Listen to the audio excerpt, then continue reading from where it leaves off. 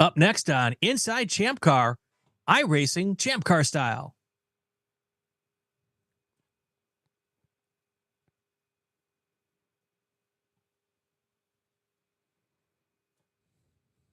Welcome to Inside ChampCar. I'm Brian Bielanski. He's Bill Strong, and with us today is none other than the guy with the best hair in motorsports, David Haines, all the way from down under. How are you today, sir? Good. Time zones, time difference. It's a beautiful day today as we record. I hope you guys are having a good night. Yeah. What time is it there? Just crossed 11 a.m. on Oh, Thursday. so it's lunchtime almost. Yeah. On Thursday. Oh, it's a day later. Yeah, so I've got good lunch plans after this, don't worry. Wow. Nice. Now in Australia, you guys have pretty much beer for breakfast, beer for lunch, beer for dinner. Is that the way it works? Is it VB long neck at 20 to 8 in the morning? Get that up here. Yeah. That's awesome. And Vegemite. Yeah. Oh, no. Weetabix, but not Vegemite. Nah. Like Weetabix. So welcome to the show. We're here to talk a little iRacing action. You guys have a league. It's pretty popular and fun to be part of. And for those of us who like to dabble in the iRacing, I've got questions. So let's start with, tell us just the overall of what this iRacing league is about and how often does it happen and all other fun stuff. Yeah, ChampCar, like a lot of other racing series, we have an iRacing series. It's ChampCar iRacing Series, and it serves a couple of good purposes for ChampCar Endurance Series. So it's a way for ChampCar members to socialize and practice away from the track. We'd all be at the track, I think, every weekend if life and finances allowed. It doesn't work out like that. So if you want to fit some more racing in, ChampCar iRacing Series. But it also allows the large and growing world of sim racers out there to discover ChampCar, engage with ChampCar, meet some of our people, find out what we're about. And in 2024, we've been doing pretty well. There's also drivers from, I won't name drop all of the other series, but there's people racing with us on iRacing. And they're real world car. They're racing autocross. They're racing some other local stuff or whatever. But they're like, hey, here's a good iRacing series, and they're racing with us as well. So hopefully we convert a couple to the ChampCar way. The structure of the series is there are 12 races across the year that are for single drivers. They're 1 hour races, and we have 4 big team enduros. The iRacing sim racing system means you can have your sim rig at home, your teammate can have his sim rig in his house, and you're both online together. You can driver swap in the sim. So one driver starts, you swap to the other driver. We've got a couple of big team enduros, 4 big team enduros throughout the year, and both types of racing are paying ChampCar prizes this year. So there's a big prize to the individual best driver, but then lots of other little ways for people to win a little bit of ChampCar credit, get involved. And so there's a random draw for people who, just, they show up to every race, their name goes in the hat, and also to the team enduro winner. So one of the things I'm in an iRacing league that is closely tied to a different organization that does real world racing, and real world racing. Yep. Real racing. I'm a Wesley Wabbit. Real world racing, and one of the things I really like about that league is because it's primarily real world racers who I might actually see on Saturday or Sunday. We race in iRacing differently than maybe a regular iRacing league. We try to treat it more like it's on the racetrack with not bumping people and not knocking people off. And it seems like it's cleaner racing. Do you experience that with your ChampCar league? Oh yeah, I think for sure. And that's the beauty of iRacing League is see, you can go on iRacing anytime, join a race with a bunch of randoms. It might be good racing, but we all know when you're racing someone, this week, and then you're racing them again 2 weeks later, you know what to expect. If you cause trouble this week, it might come back around to you. So definitely in the ChampCar iRacing League, you see a lot of familiar names, round after round after round. So of course you've got to give them a little bit more respect, and you never know when you might bump into them at the track, of course. And is there stewarding involved? Because the league I'm part of, if you do bad things more often than you should, they'll give you a talking to, and they might not invite you back. Yeah, there's some level of stewarding, and we have, given warnings and penalties and the like, especially in the team enduro races. In the long races, you've got time to, sort through all of that. But for the most part, for the reasons you talked about, you're going to bump into these people again. You're going to see them around. It is a little bit more self-policing. Yeah. Same with our league. They don't have to do much, which is nice. And we also have other racers, other people from outside the league too, as a marketing tool as well. Although ours isn't officially aligned with the organization. That's a long story that we won't get into. iRacing drama. But yeah, I enjoy that more than just a random iRacing event, because I spend more time getting run over by people at those events, it seems, than actually getting to race. So like real racing, is the quality of your gear, does it, if you have a better gear, do you go faster? Well, we know you might get more lap time, more performance from a more expensive set of tires in the real world, but I don't think there's quite the same effects on iRacing. I mean, nicer stuff is nicer. That's always going to be true, but there are some really strong competitors on some older gear, some cheaper gear. That's for sure. It's not. It'll be like a consistency or a comfort advantage to going down a Micro Center or going online and buying some really plush, expensive stuff versus, dropping into your nearest electronics store and getting the old reliable Logitech. Where's Heartland Autosport? Sorry? Where is Heartland Autosport? Somebody just said, hey, we're from Heartland Autosport. And yeah, it's one of the teams that races with us in the ChampCar iRacing series. So I think they might do some other series, or they're angling to getting into ChampCar. Mm-hmm. But it's good to have them, watching along inside ChampCar, and they love the series. Yep, and the Krugers are here too. They mentioned they like your hair. It's like cool. They said that online too, and I was like, "What? Oh yeah, David has the cool hair." So, all right. So equipment. Back to the equipment thing. So, a couple of weeks ago, I was walking through Best Buy, and they had some really nice gear. Not like my Best Buy that doesn't really have much of anything, but they had a full, G920 or something like that. It's whatever the big wheel is and all that, and it really nice. Not a lot of money, so it doesn't really take a lot of money to get involved in this. Do you need to have a seat and all that stuff to wrap around screens, or can you do it with like the goggles? You can go, single monitor Logitech like that, clamped to an office desk, and then when you do, you'll want to go more. You'll want to build a bigger rig, but yeah, I mean, there's lots of different options there around that, and not sponsored, but you can even into like Walmart get the little folding rigs that'll collapse away and maybe go into the wardrobe when you're not racing. I guess I do know a lot of people where one room in their house is the sim rig room. Yeah. I'm always shocked that there are some people who I've watched and been part of and all of this and seen, and they're wicked fast, like top pointy end of the stick. And then I find out that their Logitech wheel is clamped to their desk, and they're in a lawn chair or something.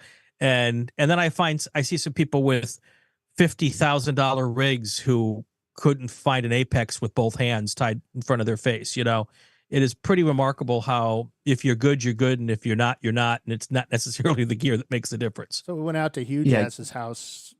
I want to say it was maybe 5-6 years ago, maybe longer. It was a long time ago. Me and Chiswick went out there, and he had a full rig built up. I mean, this thing was just badass. I mean, the pedals felt like real pedals, and I mean, he spent some money on this thing, and it's I still couldn't drive it. It's just like, it was still like a proper one. I need to have that seat of the pants feel, and I just wasn't getting into that. But David Kisak has a friend who owns a company that builds these rigs that they rotate and motion rigs. Does all that stuff, and those are pretty cool. But you don't have to have all that. And somebody even just said you can even use a keyboard if you're a madman. Old school. Not quite on iRacing. You can't, not easily, no. Really? Oh, okay. Cool. I don't even know if that's an option. Is it? Is the keyboard and controller an option for iRacing? I don't. Controller is, keyboard isn't. It Okay. needs to be something that has, a range of inputs, not a binary on off for your throttle and your steering. So Max Verstappen before in the past was going around with a controller and doing a little bit of racing from Grand Prix weekends in his trailer with the controller before he upgraded to dragging a full sim rig all over Europe because he's Max Verstappen and he can. And that wasn't somebody. That was a huge ass that said that. And I'm just quickly looking at the screen and grabbing bits and bobs. Sorry, I'll quote you next time, man. And let's be clear, it was Red Bull that was pulling around his sim rig. It wasn't him, putting that in a suitcase and carrying it with him, right? Well, it's in his private motorhome that goes to all the European legs. Yeah. I think Red Bull are trying to tell him not to, and he's like, it's either this or I, go find a bar and some girls on a race weekend. So yeah, I was watching some video with him on TikTok doing that and just making some incredible passes. And you're like, no way, and he's stuck it. If I had tried to do the same thing, it would have been off in the mud somewhere. But it's crazy the kind of drivers you might actually just bump into on iRacing, joining some random races. I will forever hang my hat on. I am 1-0 against Lando Norris in Porsche Cup cars. Very nice. Very nice. So one of the arguments I get, David, all the time, because I'm a big proponent of using iRacing and the sim to prepare yourself for a race weekend. Obviously, it's not 1-for-1, but there's a lot of value that can get from that. And old farts like me, the biggest thing I get is, well, it doesn't feel like a race car. I can't feel it in the seat of my pants. What is the solution? What is the advice other than put in about 7,000 laps and you'll get better at it? I guess I think my advice is, hey, maybe when you're actually driving the race car, there's some senses other than the seat of the pants that you're missing out on. Maybe there's things you're not seeing, or you're not hearing, or you're not reacting to, other than the seat of the pants. And of course, the other thing is, like, as I said earlier, it's never going to be, real racing, real seat time, but none of us have the time or the money or the free time or whatever to race or test as much as we would unrestricted. So what are you going to do? The best you can, which at the moment is iRacing. Right. And there's a reason why every F1 team spends millions of dollars every year on their sim budget. Yeah, if not more. NASCAR teams are spending a lot on it as well. Yeah. So every facet of motorsport, there's something to be gleaned, there's something to be learned. And for our level, for our ChampCar members, I mean, 3-4 weekends a year is nice, but you can do more. You can scope out some of the tracks that you're like, I might want to do Daytona next year. I might want to race Sebring next year, perhaps. So, so you've done that. You've done the sim racing, and then you came up and did the VIR 24 and some other races with us. So what was that comparison like? You had not been to those tracks, and you hop in the car and boom, is it just like the game? Does it feel like the game? Is your mind saying, hey, this is the same thing? I still take that line the same way? So much feels familiar. It's spooky like that. You're like, I know I'm not an expert at this racetrack just because I've driven, 5,000 laps on the sim, done lots of races on the sim. And so you do try to put it like in the back of your mind as something to pull on. And then you get there and you're like, no, it's spooky. It's just like I thought for the most part. So it's super helpful. And then the other aspect that it really, really helps with is just that thing that I think will intimidate people a lot with driving in ChampCar if they've done a lot of track days, is judging the closing distances. Can I get down the inside of this person for the next corner, or do I have to wait? And that takes a little bit to get used to when you first start racing, no matter the track. And that's something that, lots of the wheel-to-wheel practice on iRacing certainly helps with. Well, Mark Kruger says, sim racing teaches you to use other senses to know what's going on with the car. Turn up tire noises, learn to react to the force feedback, etc. It does translate back to the track. And Kruger's won races, so I believe in them. Yeah. And the other thing is it helps a lot with racecraft. Especially like with ChampCar. Sometimes people show up with ChampCar who've never been at a race before, never driven a car in a race, and they haven't been to a school even. And so you've got some really green people out there. And, the fact that you can be on an iRacing situation where you might be on the track with 20 other cars, and even better, race with the AI cars, which are sometimes ruthless, and don't have any scruples. And just that idea of going wheel to wheel, you can't replicate it in any other way better if you've never done it before. It's a good opportunity to do a little bit of that, right? Yeah, and the ChampCar iRacing Series is getting a little more than 20 drivers per race at the moment as well. So you'll find someone around your skill level in the ChampCar iRacing Series at the moment, for sure. Will there be someone as bad as me, David? I do not want to besmirch any of the good people doing ChampCar iRacing Series in 2024, except to say it's possible you might find your match. Okay, I like that. I just want to be Billy Salen, only because he just gets on me all the time about my lack of sim racing. One day, Billy, I'll get out there and get you. He's not listening. But, and he joined us on the coverage of one of the endurance races just a couple of weeks ago at Watkins Glen. So he was on our coverage on ChampCar Live. Yep. So do you broadcast the iRacing? Oh yeah. Absolutely, we do. It's on ChampCar Live. Yeah. Ooh, how come I'm not part of that? You are. You should be notified. Because we already have a great team. It's awesome. not just me putting it on, organizing it. It's a team effort. Myself with Michael Derby and Devin Peters. I was joking, by the way. No, I am the most important part of that team. I put the code together and just walk away. And you give them the stream key. They do all the work. Yes, I give them a stream key. That's awesome. Yeah. That's awesome. Yeah, it's hard. I mean, I think it'd be difficult to do, an iRacing. They do a really, really good job. I think they do a hell of a lot better than any Bill Strong production at a real race. So, really good. And we thank you, by the way. So do you do a 24 hour iRacing ChampCar race? What's your No, there's no 24-hour ChampCar iRacing Series race. It would be a lot of effort. There are other 24-hour races on iRacing you can do if you want to do outside of the ChampCar iRacing Series. But I think overall we're pretty good with our schedule.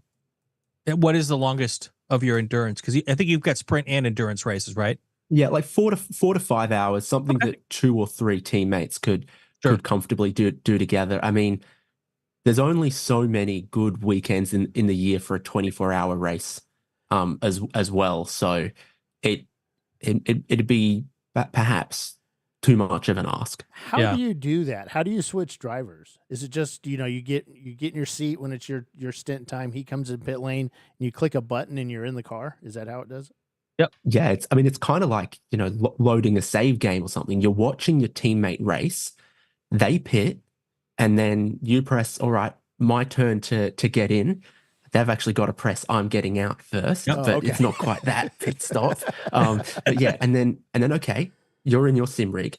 Now you inherit the car, the state it was, the position it was in the race. It's your turn to go. So, I mean, except for the fact that your steering wheel at your PC will be at your house and your teammates will be at theirs, it's the same as people are used to in the ChampCar Endurance Series. One driver drives, and then when they come to the pits, they get out. The next driver gets in. Off they go. And the interesting part is you can't do like a 24. Like I've done the 24-hour Daytona and I've done a 24-hour Sebring, or the 12 hours of Sebring. you really can't even do it in the same location because you have to have different computers to actually make the handoff, or else iRacing doesn't realize that you've got two different people in the car, and there's rules about how long you have to be in, each driver has to be in the car to make it a legal event. So you really can't do them all in the same location unless you have 5 different rigs or 3 different rigs all in the same location, right? We did get an interesting insight from one of our teams in one of the endurance races earlier this season where they were in the same house. Right. And one of them had brought just their PC tower over. So they had 2 PCs running next either side of the same rig. And so they would get to their pit stop. Right. They would click, one driver would click get out of the car. Then they would move all of the cables from the monitors and the steering wheel over to the next PC. So it was kind of like a pit stop. So it was like a real pit stop. It kind of worked out for them. And it's interesting to hear them do that because obviously like you could have, 2 sim rigs in the same room in the same house if you wanted to. These guys are like, how about we have 1 rig but 2 PCs? And so we switch over the monitors from one PC to the other in the pit stop. So that's the way that they got around what you're just talking about and made it perhaps a little more entertaining for themselves.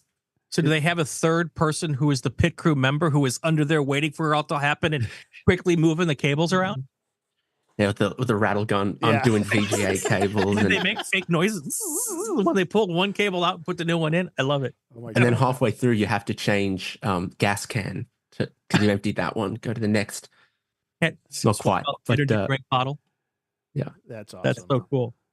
That's very cool. What are, let's say, what are the events this year? Which tracks and what was, just as for an example, what does this year's schedule look like? So forum.champcar.org, the iRacing section's up the top. It's got all of our information. And the way we've approached the schedule this year is not every track that ChampCar goes to is on iRacing. Some of them are sort of a little below the level of the large professional series that attract the big attention. Still beloved by ChampCar and create local tracks and great value for us. But so the ChampCar iRacing series will hit the big venues that everyone loves. So Road Atlanta, Daytona, Sebring, right? VIR, of course, stuff like that. And then to fill out the schedule with tracks that are available on iRacing, we're going to a couple of classics. So Laguna Seca, Canadian Tire Motorsport Park, stuff like that. And for this year, we threw out a vote to the ChampCar iRacing Series races, and we selected 4 tracks that maybe have nothing to do with ChampCar, but they just wanted to see on the schedule. So stuff like Circuit Spa-Francorchamps, the Nordschleife is coming up, a couple of tracks that no one expects the ChampCar Endurance Series to ever go to, but they're available on iRacing. The people said, we want that. Let's mix it up, create a bit of fun. So those are the sort of 3 types of circuits that we're going to across this year's schedule. Yeah, it's kind of cool. Some of the tracks I go to, and if we weren't a nonprofit, we could go to some of these tracks outside the country. We used to, but now that we have to follow rules, can't. So, what are the cars? Mosport. What are the cars that are available for the iRacing? Wait. So you guys were just at Mosport last week, right? Yeah. Or not Mosport? They call it something. Canadian Tire, right? Motorsports Park. That was an awesome race. That track is awesome. Troy Trulio, our our timing and scoring guy, and also XMR2 person, or current. 23 minutes. Yeah. 23. I was just thinking. Yeah. Yeah. MR2. Yeah. So he loved going to Mosport. That track, he said, was just so fast and so scary. And what's it like, even in the sim? Is it still does your brain say, hey, I need to slow down here, or I got to be careful this corner? Turn 2 is pretty fearsome there because you approach at a lot of speed. It's a really fast downhill corner, and you can't see it till you're coming over the crest there as well. So I'm sure lots of other parts of the racetrack are intimidating as well. But I think turn 2 is key amongst them. And I pointed it out in the broadcast on ChampCar Live just a couple nights ago, as it were. Yeah. That the average speeds around there are are crazy. Yeah. It's about 2.5 mile circuit, which puts it at the same size as places like Mid-Ohio, Yeah. but it's quicker than Mid-Ohio. It's I believe in IMSA competition, the average speed of a lap around Mosport is quicker than Daytona. Yeah. Just because there's one slow corner, but other than that, It's just it's wide really open. high speed corners and a big long back straight. So it's fast. Yeah, it looks deceiving. It's a lot like Nelson Ledges, where you think you can't go that fast, but you are going that fast. And I'm You think short small tracks are slow, but they're not. They're not. No.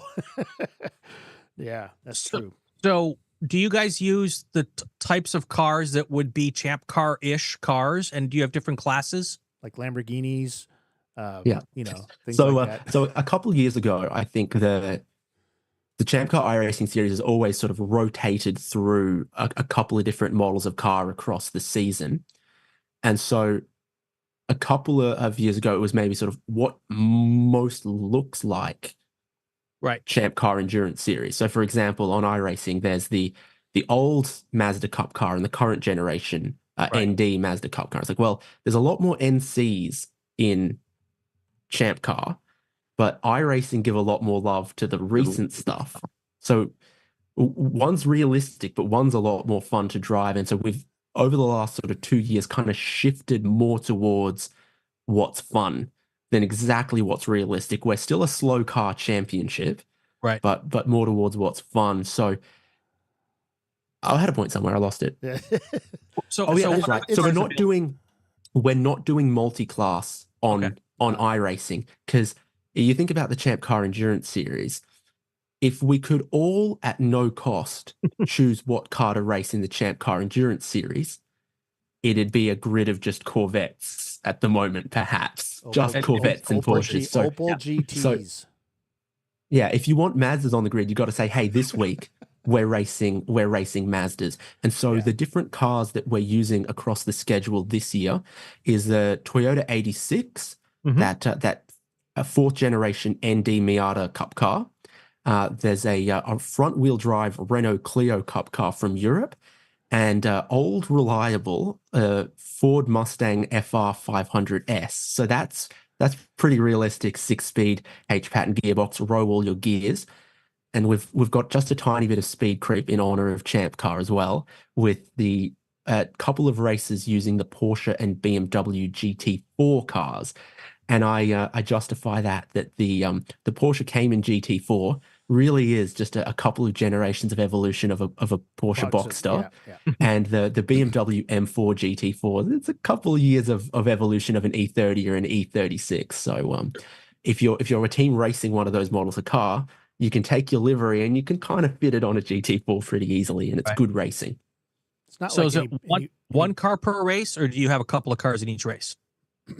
One model of car per race, and then we change it, round to round. This week we're racing Mazdas. Next round we're racing the Toyota 86. Cool. Next round the Ford Mustang is what's coming up in the next round of ChampCar iRacing Series. Nice. And just for the record, we all should have drank it 26 minutes in when Bill dropped the Opel GT reference really quietly. They caught it. I know, we got, So 23 minutes was the first drink, and then 26 was the chaser. I'm not sure I'm following the games on this podcast. That's the game. So, and now we just slam them both because he's got them in the way. Why not? Cat's out the bag. Right. Oh, that's a bingo, isn't it? Yeah. So finish your drink. Okay. Responsibly, I suppose. Got to think of a new type of car. So, I don't know. So I get Mate, if you can slip in Ford Falcon sometime in the next 20, 30 minutes. Well, see, you say Ford Falcon, you think of something totally different than when I hear Ford Falcon, I think of something from the 1960s. That was a little tiny, well, to you it would have been a big car, but to us it was a little tiny car that was just, you bought when you didn't have a lot of money, and my high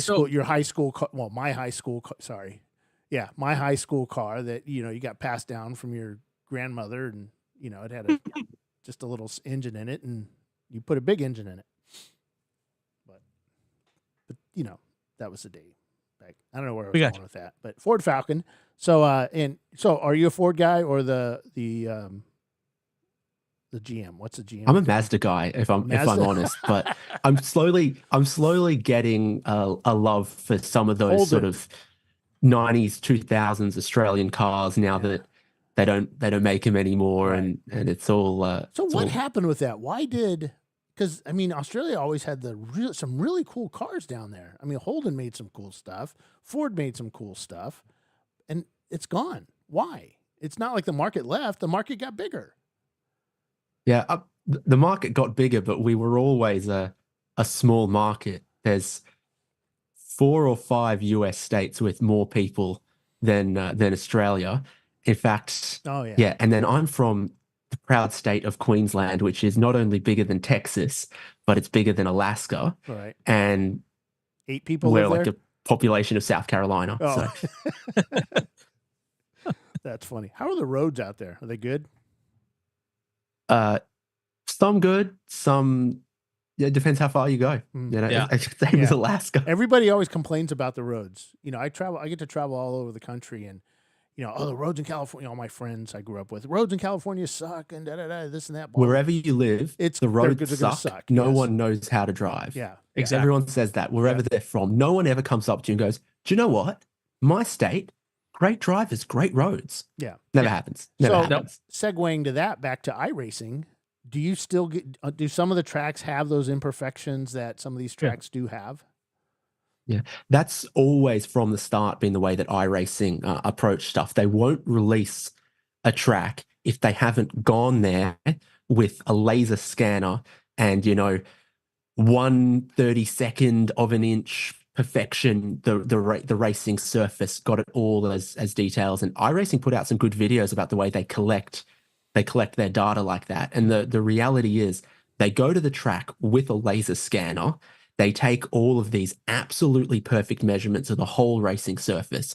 And those points that the laser scanner collected is the surface in the physics that you drive your car on top of. So there is a lot of circuits where circuits change over the years, but there's a lot of places where you go, yep, that bump is correct. You stay wide of that apex by this much, by a couple of inches because of that bump there, and it's the same. It's the same on iRacing. All of the corners where you go, there's a slightly weird line through here because of the camber, because of the bump, because of the elevation change. It is better than inch perfect on iRacing, and there's a few times that iRacing have signed an agreement with a racetrack or a car company that's like a licensing agreement, but they can't get the data as perfect as they want, and they just don't do it. They just don't release it. If they can't get access to the exact data that they want, it's not on iRacing. So to that end, there is a lot of effort involved in it. Is why some of the tracks that we love in ChampCar Endurance Series, like Autobahn, like CMP, others like that, aren't on iRacing because they're just a little too small to go through the level of effort and detail that iRacing are going to do. So one of the things, like Pittsburgh, when Pittsburgh built the bigger part of the track, Beaver Run small track, and then they added on to it, there was this transition that was that you came back on the back straight that just made the car just do these weird things. This is before the repave. But do they get to that kind of detail? Do they, if the imperfections, of course, the track probably doesn't want that, but out there, but it's part of the racing.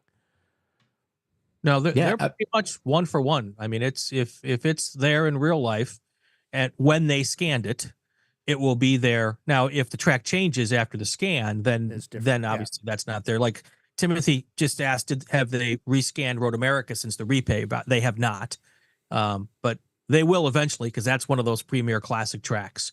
They'll go back and rescan it. But to rescan a 4-mile track has got to be a heck of an undertaking. Yeah, and they did go back and redo all of the graphics and the art, right, and modernize Road America, Sebring, Watkins Glen recently. So the racing surface didn't change, but the quality of everything around it got improved. Right. So it looks more like what you know of Sebring in 2022 than Sebring of 2010. So do they actually get to the detail of the background and the fencing and the signs and all that stuff as the same as the track? So you're visually, you're seeing this? I should know this because I do watch it every now and then, but I'm not watching that part of it, and I'm not sitting in a car, Hopefully your eyes are on the racing. Hopefully that's what's Yeah, see, engaging that's you what in I'm the watching is the ChampCar racing, iRacing but series when you watch. Yeah, that's what I'm watching. But when you're Well- in the car, your focus is on your lines and all that stuff. But that's part of your, when I come up over the hill at Road Atlanta, and I'm looking, through 1, 2, going up to 3, I'm looking for a tree. There's this tree up there that I place my car, and I'm looking for that stuff. Is it down to that detail? Yep. Including the tree at Laguna Seca that you got to look for as you go through the corkscrew. I watched a video back when the Nürburgring Nordschleife came to iRacing in 2015 or so, that apparently they put eye tracking devices inside of a couple of the Ring Experience cars. And they went, okay, we can model most things to a good detail, but we cannot model everything to an everything detail. And so they went eye tracking. What references are people looking at on a lap? And we'll make sure we get those, because we don't want to get 3/4 of the way around the lap and we haven't done the right detail on this tree that every professional driver is looking at as they come over that crest. That's pretty so awesome. they go that level of detail. It's like, where are people looking in that situation? We got to have those reference markers, that bit of paint on the road, that color on the guardrail there. Got to have it for those reference markers that you're looking for. That's a lot easier to do like a 300 pixel area than it is to do the full 4K or whatever. We just want to make sure you don't miss something that people are going to look for, because then they're going to notice it. Yeah, that's awesome. One thing that's important on that note, and we've talked a little bit about gear and how you don't have to have the best rig and necessarily the best wheel set to be fast. It is, though, fairly important to have a rather stout PC to run this on, because if you don't have enough RAM and you have to take some of the and the graphics card's also really important, because if you have to dumb down the resolution on some of the stuff to be able to get a smooth driving experience on the machine, what they take away is some of those signs and some of those important things that you might want to see. So you don't want to go with a 10-year-old computer that doesn't have a good graphics card, because that will make it for a very frustrating experience on your side. I'll push against that, though, that I think the way the level of detail settings work, high level of detail, medium level of detail, low level of detail, is the stuff that disappears first is the stuff that you're not using as a braking or a turn-in mark for the most part. Yeah. But you want still have a nice smooth experience. And if you, at some point, you've got a computer that just can't even do that. So yeah. How soon before we get Flagtronics in it? I think we've kind of already had Flagtronics in iRacing with the way that the flags can show on screen and stuff like that.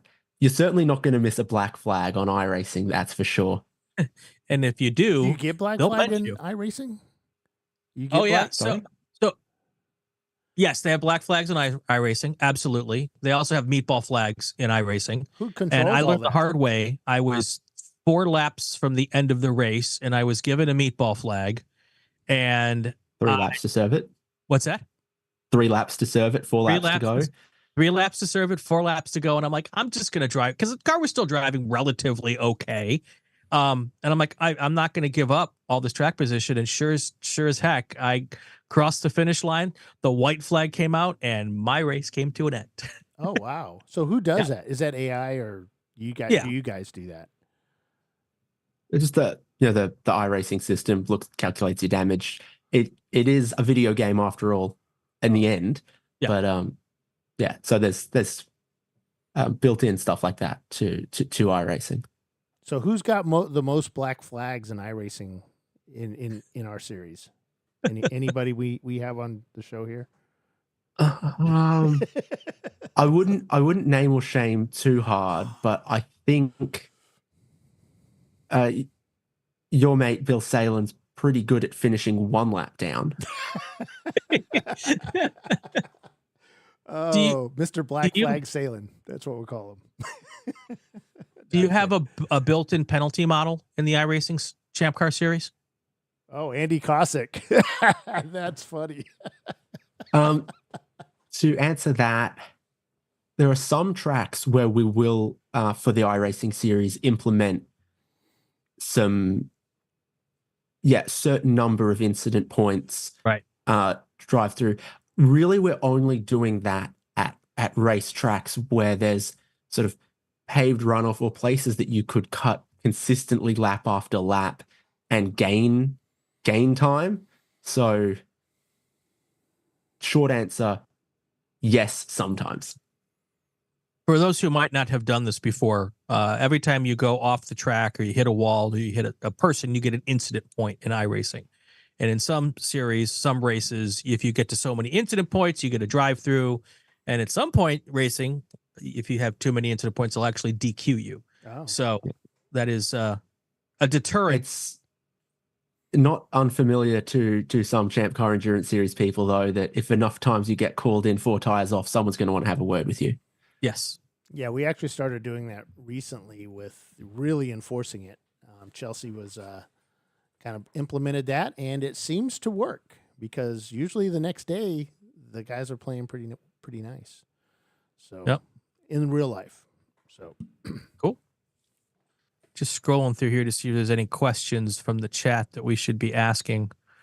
They should be asking, how can I join the ChampCar iRacing series? Yes. how when can is the you next join? race? And the answer is that there's a practice session tomorrow night, and the next championship race is June 19th at Sebring. So for the 1 hour races, single drivers, we're racing on Wednesday nights, normally a week and a half in advance of the real ChampCar Endurance Series race where possible. So that gives people, a good shot to do the race, have some fun at the racetrack. And if it is an event that you're going to, you've got that weekend to, start packing your trailer and all of that. Go ahead and post links. I think you can. I think you can post links there. Yeah. And so one of the things we've been sort of implementing, moving towards with the ChampCar iRacing series is that there's never a bad time in the season to join us. So we had the first 4 rounds. Everyone who drove in all of those 4 went into the draw to win a ChampCar prize.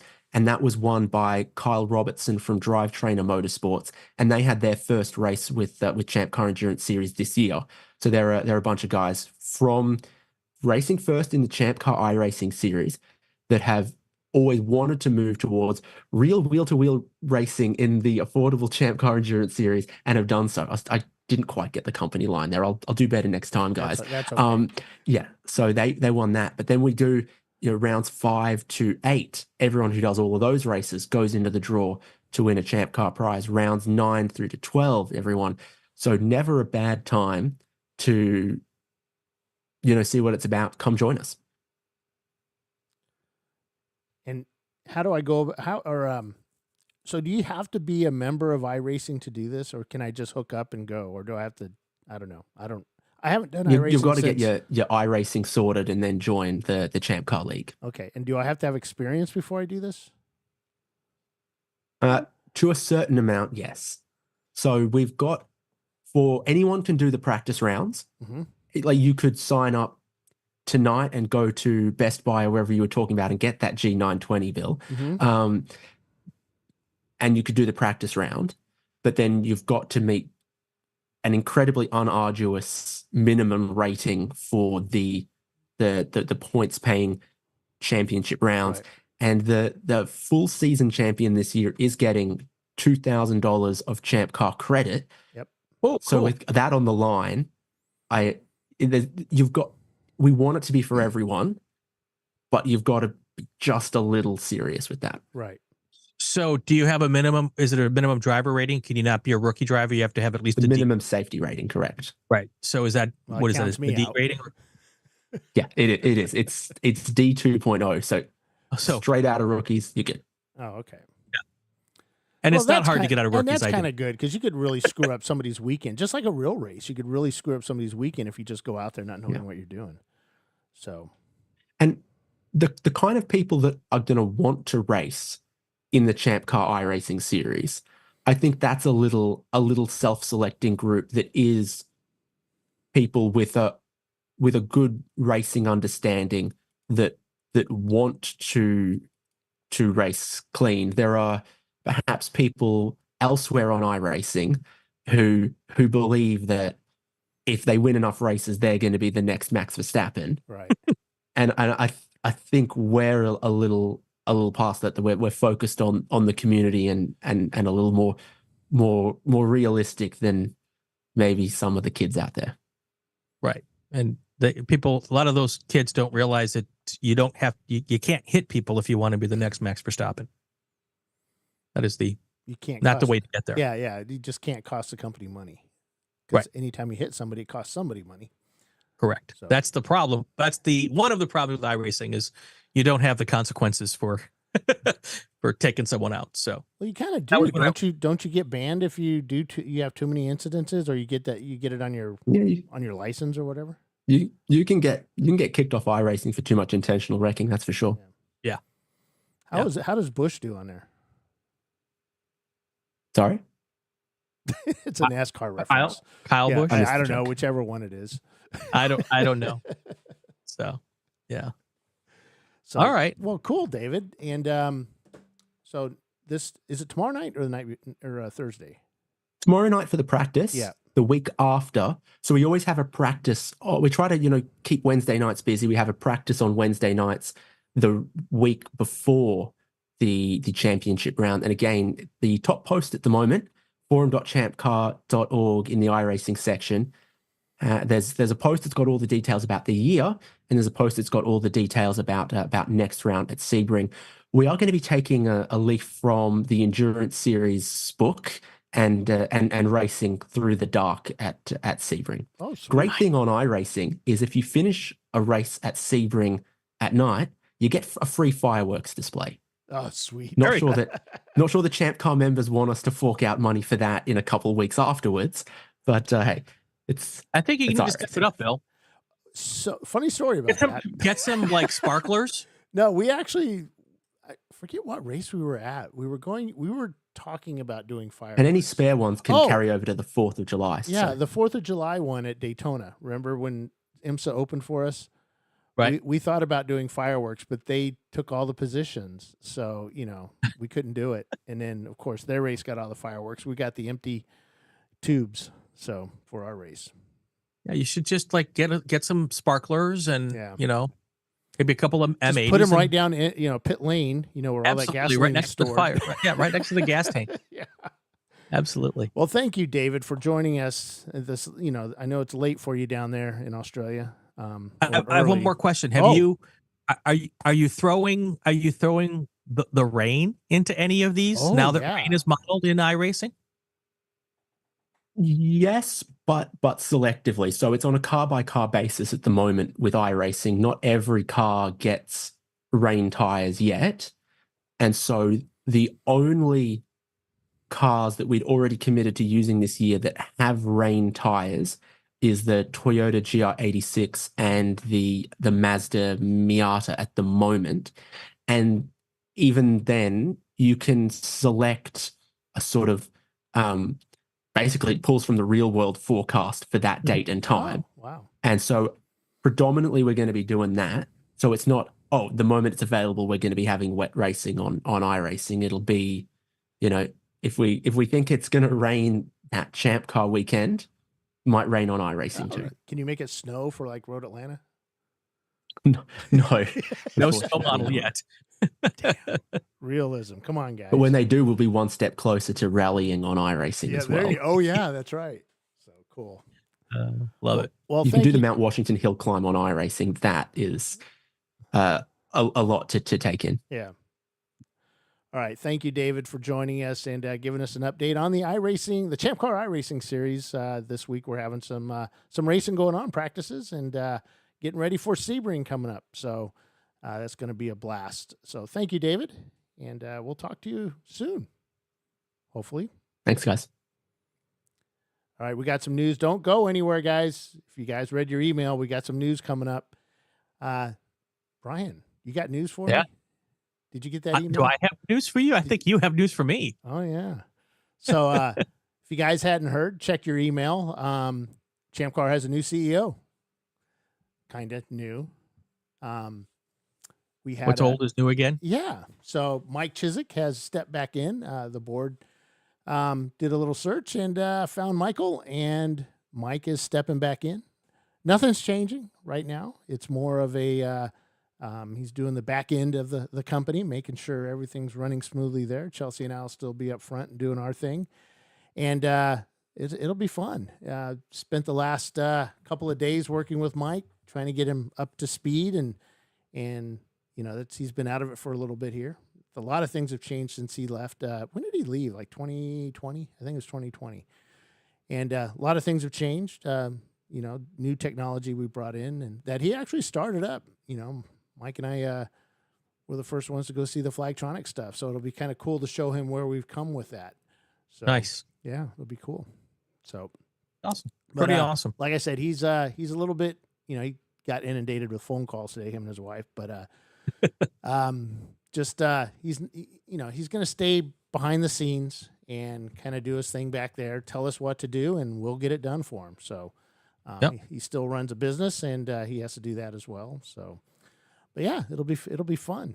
So Chelsea has doing her thing, and that's kicking butt. You guys watch that Ford race this weekend? Saturday seemed a little boring. It was like cars in a line, but you think about it. Think about this, Brian.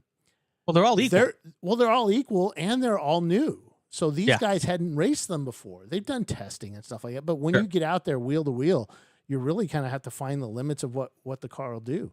Well, Sunday they were finding the limits, man. That Sunday race was awesome, and I just kept laughing the whole time, going because Chelsea's running the race. She's a race director. So, and one of the positive things about this, Bill, is that all of the stuff that Chelsea has instituted over the last whatever it's been, year, 8 months, year, those aren't going anywhere because she's still going to be a race director. Yep. And so the experience at the racetrack shouldn't change for people. So. All of that positivity that has come. It'll probably get better because there's just so much work that has to be done with a company of this size that, there's two of us. And come on, how much work can it be? I'm just joking. I'm just fully joking.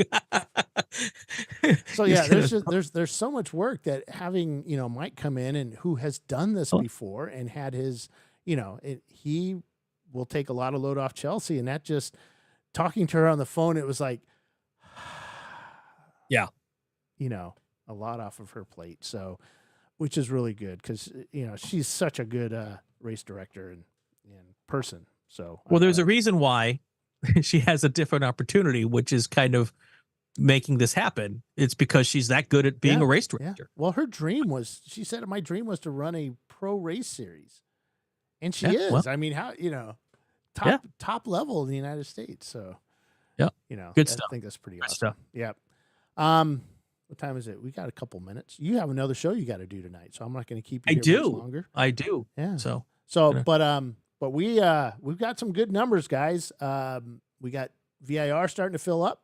If you're planning on going to the 24, you guys better get signed up now because I'll tell you, once the Sebring race is done, that one is going to fill up, and once we hit the limit, it will not go any higher, and you will miss out. I got asked to drive for somebody. Did I tell you that? No. Yeah, I've got some seat time, and my favorite car color too, yellow. Now it's a Honda. It's not exactly my favorite car, but it's yellow Honda. Ben Keating called me in. So, yeah, the majors called. Called, and they want me to move up. One of my favorite human beings in the entire world. Yeah, remember the podcast that he did with us? And he walked around his house. And he was doing a workout. He walked around his backyard in like 95-degree Texas heat for the entire hour, and he never even broke a sweat. No, you would never have known. Yeah. So I'm just hoping I fit in the seat. So I've been running and working out. And well, how large are his co-drivers? I don't know. Hopefully they're my size. If it's mature. If it's a seat meant for him, you're gonna. He's a little guy. He's a little guy. So yeah, we'll see how that goes. I think he's coming out from Texas. Usually it's a car that is his sales guys and his mechanics get to drive, and that'll be kind of fun. So Is this for the Sebring race? No, that's for the 24.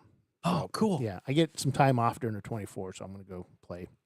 So instead of sleeping. And if Bill Riley needs a co-driver, for one of those Corvettes, there's always Bill Strong. Not Ray Frank. Bill What's Strong. the record of different cars that a single driver has raced in the 24 with ChampCar? I don't know, but that'd be interesting to find out. And then you got to break that record. Yeah. Do a stint in like 4 different I have to cars. actually work too, Oh, come on. What date is that? I might be available, and then you can just go play. August 17th and 18th. I had to look that up because I've been dealing with so many other things today. August 17th and 18th and of this year's VIR 24. We got Nelson Ledges going on too, and that's got some good numbers to it. We'd love to have some more folks there. We have a few more spots on pit lane that we want to fill up. And then Sebring as well. Sebring's at almost 70, so we have room for 100. So come on out overnight at Sebring. Yeah, that should be cool. So do you guys find that after you've got these like signature races on the calendar, and as soon as the race closest to the next signature race is over, when people are like, my car has survived, let's go to do the next one, is that when the numbers start to pop up? Yeah. I did some spreadsheets recently for the board, and and that showed that that's exactly what's happening. You can see this race ends, boom, big, and then the next one, boom, even more. So yeah, and it's not like it's nothing new. This has been going on for a long time, but I think a lot of some of the folks on some of these alternative websites for ChampCar have posted up some stuff, and it's like, God, people just stop. It's you're just scaring people away from the track, and there's no need for it. The races are doing well. They're going to continue to do what we're doing with them, and we don't see any issues or any problems or any issues with canceling anything because the numbers will pick up. Yep. So Nelson Ledges. A lot of people said no, but there we are. We're going to Nelson Ledges, and we're going to do quite well there. So. How many do we have for Nelson? 30. I don't know. I don't want to lie to you guys. I'd have to look. Okay.